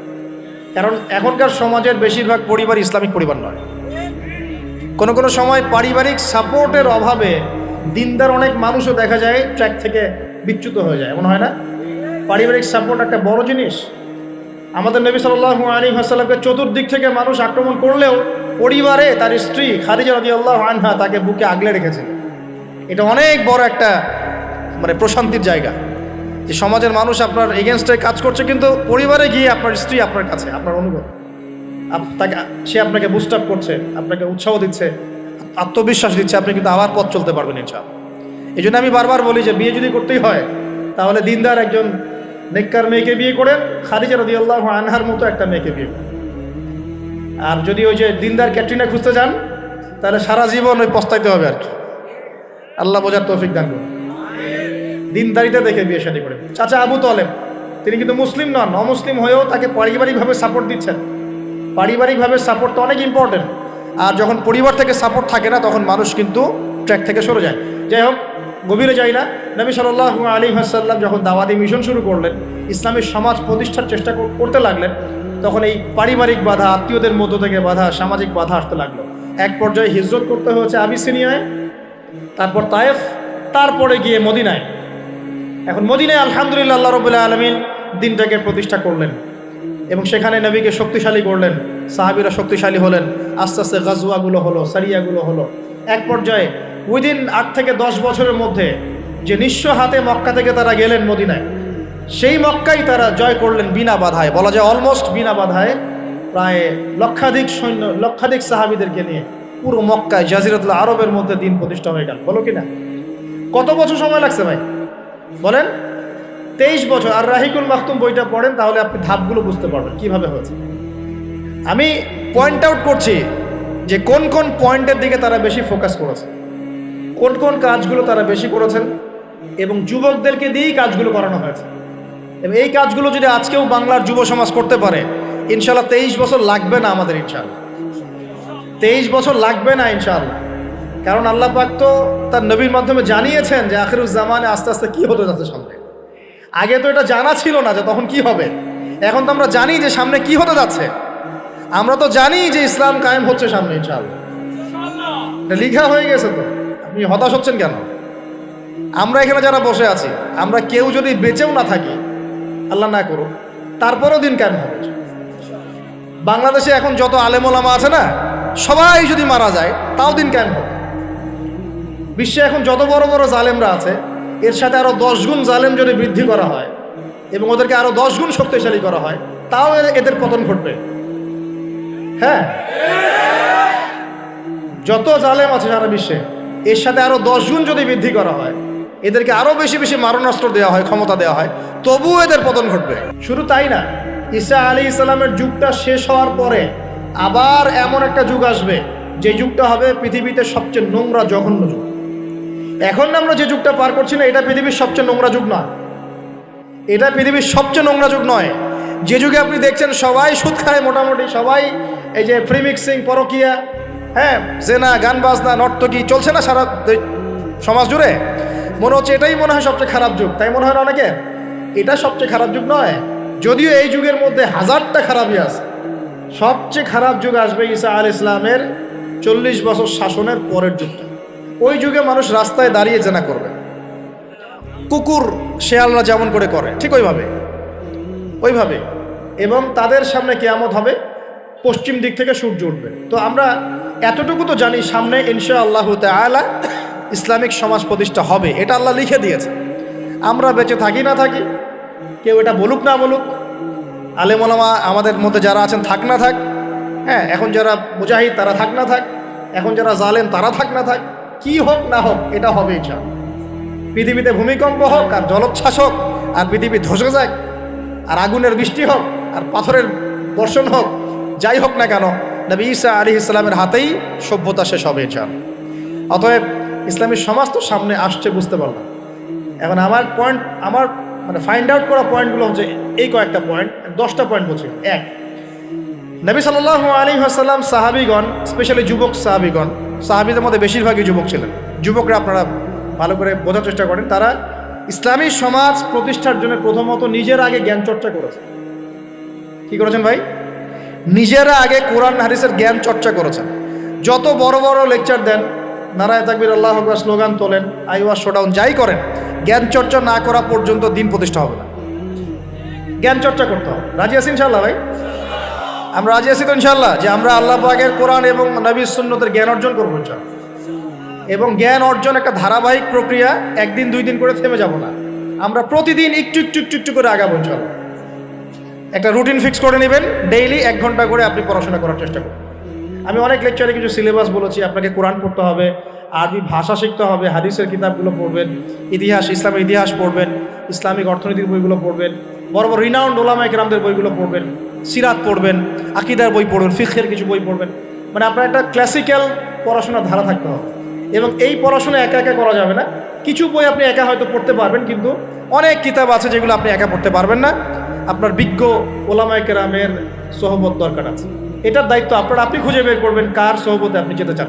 আল্লাহ পাক আপনাকে তৌফিক দান করবেন। প্রথম কথা জ্ঞান অর্জন। 2 নম্বর, দিন প্রতিষ্ঠা ইসলামী সমাজ ব্যবস্থার জন্য সাহাবীগণ নিজেরা আমল করিয়ে দেখেছেন, শুধু জ্ঞান অর্জনই করেন নাই। যে জ্ঞান অর্জন করেছিলেন সেটা আমল করে দেখিয়েছেন। যেমন উমর রাদিয়াল্লাহু আনহু বলতেন যে সূরা বাকারা হিফজ করতে আমার সময় লেগেছে 12 বছর। কত বছর?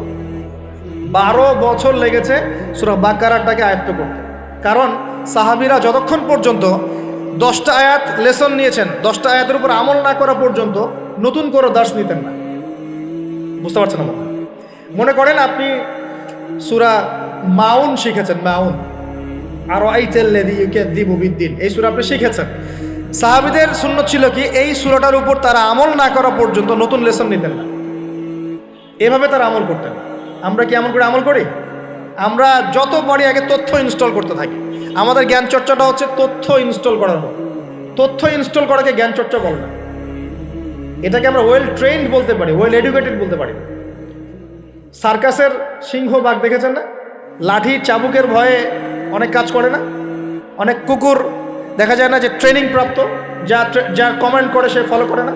এটা ওয়েল ট্রেন্ড বলা যায় না, এই কিন্তু ওয়েল এডুকেটেড না। আমাদের ক্রিটিক্যাল থিঙ্কার্স দরকার, মানে কোরআন সুন্নাহ পড়বে, আমল করবে এবং এটাকে নিয়ে গবেষণা করার চেষ্টা করবে। মানে আমাদের কোরআন সুন্নাহকে নিয়ে গবেষণার একটা প্রজন্ম দরকার, গবেষক প্রজন্ম, ক্রিটিক্যাল থিঙ্কার্স। আল্লাহ পাক আমাদেরকে এই তৌফিক লাভে ধন্য করুন বলে আমি। তো 2 নম্বর ইনিশিয়েটিভটা হচ্ছে অবশ্যই জ্ঞান অনুযায়ী আমল করতে হবে যদি ইসলামী সমাজ চাই। আল্লাহ পাক আমাদের সবাইকে তৌফিক দান করুন। সবার আগে আমাকে তৌফিক দান করুন বলি আমি। জ্ঞান অনুযায়ী আমল করার জন্য একটা সুন্নাত ফলো করলেই হবে, একজন ব্যক্তিকে জাস্ট ফলো করতে হবে। জীবনের প্রতিটা কাজ নবী সাল্লাল্লাহু আলাইহি ওয়াসাল্লামের সুন্নাহ মাফিক করলেই আপনি জানা অনুযায়ী আমল করে ফেলবেন ইনশাআল্লাহ। পারা যাবে তো ইনশাআল্লাহ? আজকে ঘুমানো থেকে শুরু করে দেন, জীবনের প্রতিটা কাজকে ঢেলে সাজান। কাপড় পরা, ঘুমানো, ঘুম থেকে ওঠা, হ্যাঁ, এমনকি বিছানা ঝাড়া, ইস্তেঞ্জা করা, আপনার ব্যবসা বাণিজ্য, শিক্ষা, এভরি সিঙ্গেল সেক্টর ঢেলে সাজানোর চেষ্টা করেন যে নবীর মতো হচ্ছে কিনা। যদি হয় আলহামদুলিল্লাহ, যদি না হয় তাহলে এখানে আপনার কিছু কাজ করার বাকি আছে। আল্লাহ পাক আমাদের সবাইকে নবী সাল্লাল্লাহু আলাইহি ওয়াসাল্লামের সুন্নাহ মাফিক জীবন গড়ার তৌফিক দান করেন। 3 নম্বর পয়েন্টটা হচ্ছে নবী সাল্লাল্লাহু আলাইহি ওয়াসাল্লাম সাহাবীগণ আদর্শ পরিবার গড়েছিলেন। কি করেছেন ভাই? কারণ পরিবার হচ্ছে একটা সমাজের গঠন একক। আপনি সমাজ নিয়ে কথা বলছেন, তাহলে আগে পরিবার ঠিক করতে হবে বা ঠিক করার চেষ্টা করতে হবে। আমি এটা জানি যে একটা পরিবারের সব সদস্য হয়তো নামাজি নাও হতে পারে। নূহ আলাইহিস সালামের স্ত্রী যখন ঈমান নিয়ে আসে নাই, লূত আলাইহিস সালামের স্ত্রী যখন ঈমান নিয়ে আসে নাই, আদম আলাইহিস সালামের সন্তান কাবিল যখন জাহান্নামে যাচ্ছে, আবার ফেরাউনের ঘর থেকে যেমন আসিয়া জান্নাতে যাচ্ছে, তার মানে পরিবারের সবাই যে একরকম হবে নট নেসেসারি। কিন্তু মানে পরিবারের কর্তা, আপনি পরিবারের guardian, as a guardian of family, আপনাকে আপনার রেসপন্সিবিলিটি তো পালন করতে হবে নাকি? পরিবারের আপনার দায়িত্ব নাই? পর্দা প্রতিষ্ঠা করার দায়িত্ব কার? আপনার স্ত্রী পর্দা করে না, এই দায়িত্ব কার? এই জিম্মাদারি কার? আপনার সন্তান যে নামাজ পড়ে না, এই রেসপন্সিবিলিটি কার? পরিবারে যে হারাম ঢুকতেছে রিজিকে, এই দায়িত্ব কার? আল্লাহ পাক, আমি মনে হয় বুঝাতে পেরেছি। অতএব পারিবারিকভাবে আল্লাহ পাক আমাদের সবাইকে যেন ইসলামটা ধরে রাখার তৌফিক দান করেন বলে আমি। 4 নম্বর হচ্ছে নবী সাল্লাল্লাহু আলাইহি ওয়াসাল্লাম সাহাবীগণ দ্বীনের দাওয়াতি কাজ সবাই আমভাবে করেছে। এমন নয় যে নির্দিষ্ট কিছু সাহাবী দাওয়াতি কাজ করতেন, বাকিরা দাওয়াতি কাজ করতেন না, বিষয়টা কিন্তু এমন ছিল না। সবাই মিলেই দ্বীনের দাওয়াতি কাজ করতেন, যে কাজটা আমরা এখন করি না। কতজন ভাই আছেন যারা ডেইলি কমপক্ষে আধা ঘন্টা করে হলো দাওয়াতি কাজ করেন? হাত তুলে দেখেন। আচ্ছা না, দেখেন, সবাই মিলে যতক্ষণ পর্যন্ত দাওয়াতি কাজ করব না, সৎ কাজে আদেশ, অসৎ কাজে নিষেধ, ততক্ষণ পর্যন্ত সমাজ ব্যবস্থা কায়েম হবে না। সবাইকে দাওয়াতি কাজ করতে হবে। একজন আলেম আসবেন, একজন বক্তা আসবেন, ওয়াজ করে যাবেন, দাওয়াত দিয়ে যাবেন, ব্যাস এখানেই ফুল স্টপ, ডোর ক্লোজড, তাহলে হবে না। এভাবে সমাজ প্রতিষ্ঠা হবে না। এভাবে তো বললাম দাওয়াত দেওয়া হতে পারে, একদিনের ওরস হতে পারে, একদিনের ওয়াজ হতে পারে, একদিনের একটা সম্মেলন হতে পারে, কিন্তু প্রতিষ্ঠা অন্য জিনিস। প্রতিষ্ঠা মানে কি? মানে আমি যে আসলাম, বললাম ভাই 5 ওয়াক্ত নামাজ পড়েন, নামাজের দাওয়াত দিয়ে গেলাম। আর প্রতিষ্ঠা মানে কি? যদি এখানকার অথরিটি আমার কাছে থাকতো আর আপনি নামাজ পড়ছেন না, আমি আপনার দোকান সিলগালা করে ফেলতাম। কথা বুঝতে পারেন নাই? আজান আছে, মার্কেটে দোকান খোলা, দোকান সিলগালা হয়ে যাবে, জরিমানা হবে, ভ্রাম্যমাণ কোর্ট, একদম কোর্ট সাথে সাথে বসে আর ফাইন করে দেয়। এটা প্রতিষ্ঠা। নামাজ পড়বো না মানে? মুসলমান নামাজ পড়বো না কেন? তুমি কি অমুসলিম নাকি নামাজ পড়বে না? এর নাম প্রতিষ্ঠা। এটা কি আপনি করতে পারবেন? আপনি এখন দাওয়াত দিতে পারবেন, ভাই নামাজে আসেন, নামাজ পড়লে এত নাকি হয়, না পড়লেই হয়। তো এই দাওয়াত তো চলছে মাশাআল্লাহ। প্রতিষ্ঠা কখন হবে? যখন সবাই মিলে সমাজটা পরিবর্তন করবে, তখন গিয়ে প্রতিষ্ঠা হবে ইনশাআল্লাহ। সমাজে যারা নেতৃত্ব দেয়, এরা কি আসমান থেকে টপকে পড়ে, না সমাজের ভিতর থেকে বের হয়? সমাজ যদি পরিবর্তন হয়, নেতৃত্ব এখান থেকেই বের হবে ইনশাআল্লাহ। আর যখন আল্লাহওয়ালা মানুষরা উপরে যাবে, তখন দেখবেন তারা এইসব অথরিটি ইম্পোজ করবে ইনশাআল্লাহ। ওই যে বলেছিলেন 1 মাস, খালি একটা মাস উমরের শাসন যদি চলে, দেখবেন সব একদম ঠান্ডা হয়ে গেছে ইনশাআল্লাহ। সব ঠান্ডা, একদম ঠান্ডা। এটা ভেরি মাচ পসিবল। 1 মাস সময়, 1 মাস, উইদিন 1 মাস। উমর রাদিয়াল্লাহু আনহু যদি এখন বেঁচে থাকতেন, মনে করেন, কথার কথা বলছি, উমর রাদিয়াল্লাহু আনহু এখন বেঁচে আছেন, তিনি আসলেন পাকিস্তানে, আসলেন সিরিয়াতে, আসলেন, কথার কথা বলছি। এমন তাকে মনে করেন দায়িত্ব দিল জনগণ যে আমিরুল মুমিনিন, আপনি সমাজটা ঠিক করেন। তার কয়দিন লাগবে? কয়দিন লাগবে জানেন? হ্যাঁ, আমার ধারণা 3 দিন। কয়দিন হয়? 3 দিন। অথবা তিনি বলবেন যে আমার দ্বারা সম্ভব না, আমি গেলাম। কারণ এখানে একটা কারণ আছে, কারণটা শোনেন।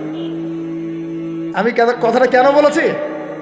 আলী রাদিয়াল্লাহু আনহুর যুগে কিছু যুদ্ধ হচ্ছিল না, সিফিনের যুদ্ধ, এই যুদ্ধগুলো। তখন জনগণ, খারেজিদের সাথে যুদ্ধ হচ্ছে, জনগণের মধ্যে কয়েকজন এসে বলছে, আলী রাদিয়াল্লাহু আনহু, ইয়া আমিরুল মুমিনিন, আমরা ওমর রাদিয়াল্লাহু আনহু, আবু বকর সিদ্দিক, ওসমান, তাদের যুগটা পার করে আসলাম, তো ওই যুগে তো এত ফিতনা ছিল না, তা আপনার যুগে এত মারামারি হানাহানি কেন? ঘটনা কি? এই একটু বোঝেন আমার কথাটা, মনোযোগ দেন, খুব ইম্পর্টেন্ট কথা। তো আলী রাদিয়াল্লাহু আনহুকে বলছেন, আপনার যুগে এত হানাহানি মারামারি কাটাকাটি কেন? উমরের যুগে তো এমন ছিল না, আবু বকরের যুগে তো এমন ছিল না, ওসমানের যুগে তো এমন ছিল না। তো আলী ইবনে আবি তালেব, মানে বিচক্ষণ মানুষদের মধ্যে অন্যতম একজন বিচক্ষণ মানুষ, তিনি বলছেন, উত্তর দিচ্ছেন, দেখেন কি বিচক্ষণতার উত্তর। তিনি বলছেন, শোনো,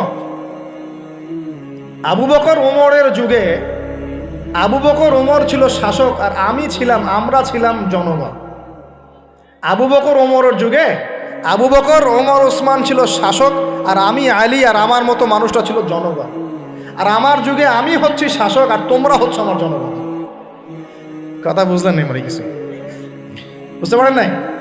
মানে আলী রাদিয়াল্লাহু আনহুর যুগে যে জনগণরা আছে, তারা আবু বকর, ওমর রাদিয়াল্লাহু আনহুর যুগের জনগণের মতো নন।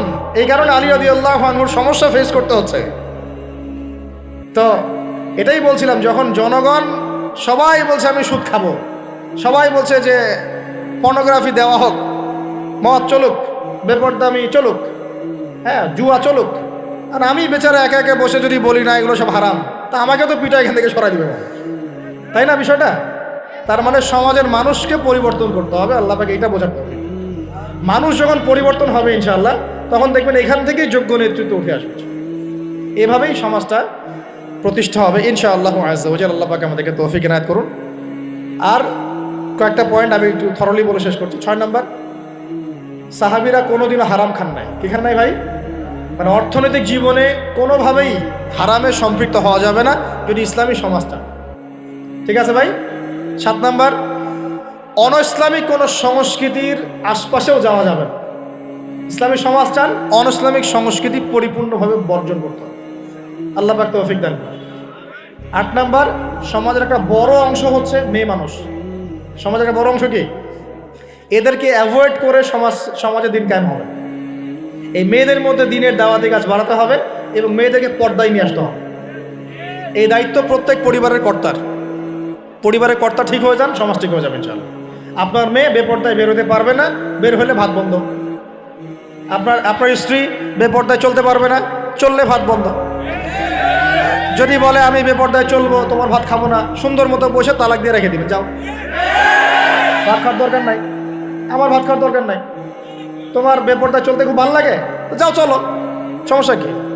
আপনি ঝগড়াঝাড়িতে যাবেন না, দাওয়াত দিবেন, নসিহত করবেন, ওয়াজ করবেন। যদি দেখেন বুঝাইতে বুঝাইতে বুঝাইতে বুঝাইতে কোনোই কাজ হচ্ছে না, ওই যে আসহাবুল কাহফের হেদায়েত আছে, ঠিক আছে বাবা তুমি তোমার রাস্তায় চলো, আমি আমার রাস্তায় আল্লাহর সাথে চললাম। ইব্রাহিম আলাইহিস সালাম কি বলছেন?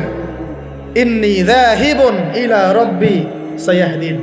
মনের মধ্যে কত শূন্যতা দেখেন, তিনি বলছেন ইন্নী যাহিবুন ইলা রাব্বি সায়াহদিন। পরিবার তাড়িয়ে দিয়েছে, বাবা তাড়িয়ে দিয়েছে, সাথে কেউ নাই, কেউ নাই সাথে, একা। ইব্রাহিম আলাইহিস সালাম একা। আল্লাহ পাক বলছেন ইব্রাহিম একাই একটা উম্মত, ইব্রাহিম একাই একটা উম্মত। তিনি বলছেন আমি চললাম একাই আমার রবের পথে, তিনি আমাকে পথ দেখাবেন। এত বড় কথা। এই জন্যই তো ইব্রাহিম আলাইহিস সালামের এত সম্মান। নবীগণের পিতা তিনি, সমস্ত নবীগণের দেখা যায় পিতা তিনি, আবুল আম্বিয়া বলা হয়। কত চমৎকার বালাগাত দেখেন, ইন্নী যাহিবুন ইলা রাব্বি সায়াহদিন, আমি একাই চললাম আমার রবের পথে, তিনি আমাকে পথ দেখান। পাশে কেউ নাই, ভেঙে পড়বেন না, একাই চলবেন, কোনো সমস্যা নাই। তো এই যে বলছিলাম, পরিবারের লোক পরিবারে বোঝান, দাওয়াত দেন, সব ঠিক আছে। যদি দেখা যায় যে অনইসলামিক বিষয়ে চলতে ওদের খুব ভালো লাগে, ইসলামিক বিষয় মানতে খুবই আপত্তি, তখন আপনি আপনার রাস্তায় চলেন, তাকে তার রাস্তায় ছেড়ে দেন, ঝগড়া ছেড়ে দেবেন। জ্ঞান কেচালা যায় না, বাবা তুই তোর রাস্তায় চল, আমি আমার রাস্তায় চল। তারপরে সন্তান, 9 নম্বর হচ্ছে আমাদের সমাজের একটা বড় অংশ হচ্ছে আমাদের এই যে ছোট ছোট বাচ্চা কাচ্চা সন্তান। আগামী প্রজন্মকে অবশ্যই ইসলামী শিক্ষায় শিক্ষিত করতে হবে, না হলে সমাজ কায়েম করা যাবে। এই দায়িত্ব এখন আপনাদের সবার। আমি শুধু পয়েন্টটা বলে গেলাম। আর সর্বশেষ 10 নম্বর পয়েন্টটা হচ্ছে এই যুব সমাজের চরিত্রটাকে পবিত্র রাখতে হবে। এটা এত গুরুত্ব দিয়ে কেন বললাম? কারণ যুবকরা হচ্ছে সমাজ পরিবর্তনের হাতিয়ার, এবং যুবকদের চরিত্র যদি একবার নষ্ট হয়ে যায়, পর্নোগ্রাফিতে আসক্ত হয়ে যায়, বা মাদকে আসক্ত হয়ে যায়, বা মেয়ের পিছনে যদি সময় নষ্ট করা শুরু করে, হ্যাঁ, এই যে গুন্ডাগার্দি করে, এই যে পাবজি টাবজি ফ্রি ফায়ার হাবিজাবি এগুলোর মধ্যে ঢুকে পড়ে, ওর লক্ষ্য থেকে বিচ্যুত হয়ে যাবে। তখন এই সমাজটাকে দিয়ে আপনি আসলে কোনো কাজ নিতে পারবেন না। এই কারণে এদেরকে একটা আধ্যাত্মিক প্রশিক্ষণের মধ্যে নিয়ে আসতে হবে। নামাজ, তেলাওয়াত, জিকির, হ্যাঁ, আলেম ওলামার সহবত, ধারাবাহিকতা রক্ষা করা, প্রয়োজনে ভালো কিছু সামাজিক কাজের মধ্যে তাদেরকে নিয়োজিত রেখে তাদের এই যৌবনটাকে আল্লাহর পথে কাটিয়ে দেওয়ার প্রয়াস নেয়ার চেষ্টা করতে হবে। আল্লাহ পাক আমাদের সবাইকে এই তৌফিক দান করুন, আমিন। আর যুবক ভাইদেরকে বলবো যে চরিত্রই সবচেয়ে ইম্পর্টেন্ট জিনিস আপনার এখন এই জীবনটার। চরিত্র যদি নষ্ট হয়ে যায়, আপনি কোনো অবস্থাতেই আল্লাহর কাছে পার পাবেন না। প্রিয় ভাইরা, চরিত্র হেফাজত করেন। আর কয়েকটা বিষয় আপনাদের, মাদক আল্লাহর রাস্তায় খায়েন না, মাদকের ধার কাছে যাবেন না। সিগারেটটাকে অনেকে মাদক মনে করেন না, আমি বলছি এটাও একটা মাদক। সিগারেটের কাছে যাবেন না। মেয়ে নিয়ে সময় নষ্ট করবেন না। কি কারণে আমি বলছি? এই কারণে যে এই পৃথিবীতে এখন যে পৃথিবীটা এখন চলছে, এই পৃথিবীতে বিশ্বাস বলতে আসলে কিছু নাই। মানে বিশ্বাস খুবই প্রেসিয়াস, এটাকে সস্তা করে দিয়েন না। মানে যখনই আপনি কাউকে অন্ধভাবে বিশ্বাস করা শুরু করবেন, তখন আপনি কষ্ট পাবেন। তো হালালভাবে চরিত্র হেফাজত করে রাখেন, আল্লাহ পাক আপনাকে ইনশাআল্লাহ নেককার স্ত্রী দিবেন ইনশাআল্লাহ। এই পথগুলো সব শয়তানের পথ, আপনাকে শয়তানের দিকে নিয়ে যাওয়ার চেষ্টা করা হচ্ছে, যাতে আপনি আপনার জীবনের গন্তব্যটা ভুলে যান। আপনাকে আল্লাহ দুনিয়া পাঠিয়েছেন তার ইবাদত করার জন্য, আল্লাহর জমিন আল্লাহর দিন প্রতিষ্ঠা করার জন্য। আল্লাহ পাক আমাদের সবাইকে আল্লাহ পাকের জমিনে আল্লাহর দিন প্রতিষ্ঠার যে গ্রহণযোগ্য কর্মপন্থা, এগুলো বাস্তবায়ন করার তৌফিক দান করুন, বলি আমিন। আমরা দোয়া করি আল্লাহ পাক আমরা সবাইকে জ্ঞান অর্জন করার তৌফিক দান করুন, নবীর সুন্নাত অনুসরণ করার তৌফিক দান করুন, এবং সিচুয়েশন বোঝার তৌফিক দান করুন, পরিস্থিতি সম্পর্কে সচেতন থাকার তৌফিক দান করুন, হালাল খাওয়ার তৌফিক দেন, মা বোনদেরকে পর্দা রাখার তৌফিক দেন, ইলম অনুযায়ী আমল করার তৌফিক দেন। আল্লাহ পাক আমাদের যুবক ভাইদেরকে হেদায়েত দান করেন, আমাদের পরবর্তী প্রজন্মকে আল্লাহ দ্বীনের জন্য কবুল করেন, আমিন।